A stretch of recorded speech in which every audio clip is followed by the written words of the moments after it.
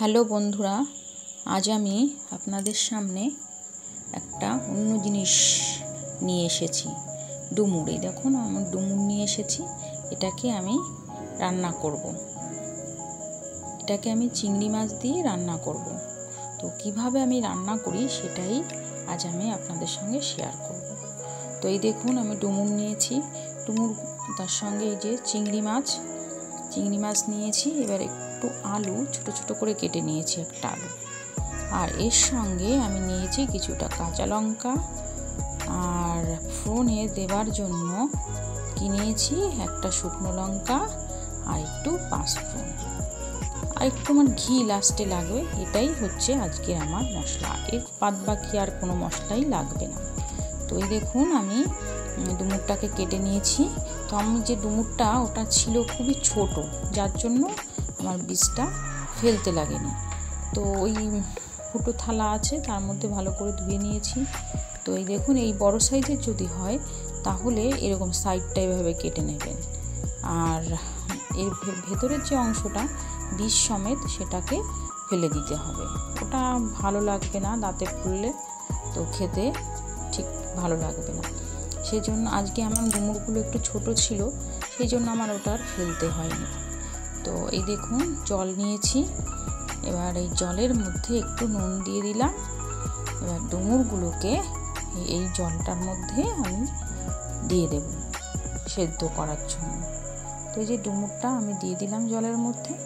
তো এবার আমি ঢেকে ঢেকে এটাকে আমি সেদ্ধ করব।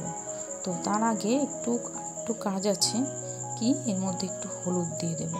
কি বলুন তো, আমি জলটা দিয়েছি কিন্তু একটু মানে ডুমুরটা কষটা বেশি, তো যার জন্য কালারটা অন্যরকম, একটু কালচে টাইপের হয়ে যায়। তো আমি এই জলটাও দিয়েছি, একটু বাসি জল, আর হলুদ দেওয়ার জন্য কালারটা চেঞ্জ হবে না, অতটা বেশি কালো হবে না।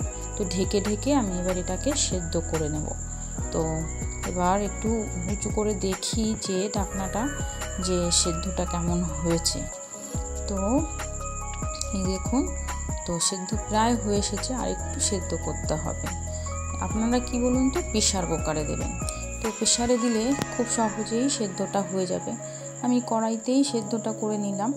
তো এই যে দেখুন কেমন প্রায় গলে গেছে অনেকটাই। তো আরেকটু আমি যখন এটাকে কড়াইতে রান্না করব তখন আরও গলে যাবে। এই তো আমি আলুটা ভেজে নেব সুন্দর করে, লাল লাল করে। চিংড়ি মাছটাও ভেজে নেব, নেওয়ার পরে এটাকে একটা পাত্রে তুলে নেব। তো এই দেখুন আমি তুলে নিয়েছি চিংড়ি মাছ আর আলুটা। তো এদিকে কড়াইতে তেল বসিয়ে দিয়েছি, তেলটা গরম হয়ে গেছে। তেলের মধ্যে শুকনো লঙ্কাটা দিয়ে দিলাম, একটু পাঁচফোড়ন দেব।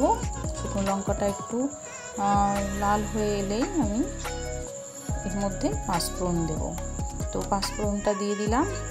পাঁচফোড়নটাও একটু ভাজা ভাজা হলে আমি এর মধ্যে যে চিড়ে রেখেছিলাম কাঁচা লঙ্কাটা, সেটাকে দিয়ে দেব।